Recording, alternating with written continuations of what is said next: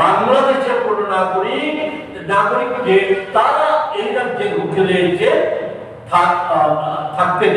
এসে থাকতে দেবে না, আশ্রয় দেবে না।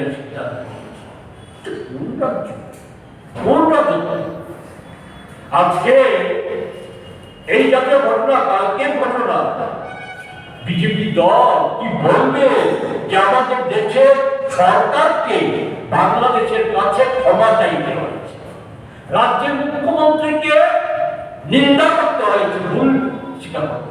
এতে কি দেশের মর্যাদা বেড়েছে? বিজেপি দলের মর্যাদা নাই থাকতে, কিন্তু আমাদের দেশে 140 কোটি মানুষ, আমাদের রাজ্যের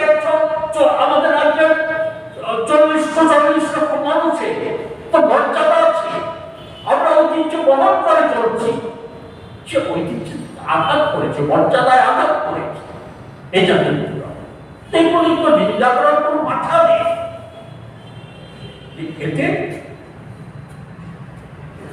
দেশের মানুষকে রক্ষা করতে গেলে পর শান্তিকামী গণতান্ত্রিক মানুষকে এগিয়ে আসতে হবে, মুঘল সরকারের বিরুদ্ধে চাপ সৃষ্টি করতে হবে, সংখ্যালঘুদের সুরক্ষা করতে।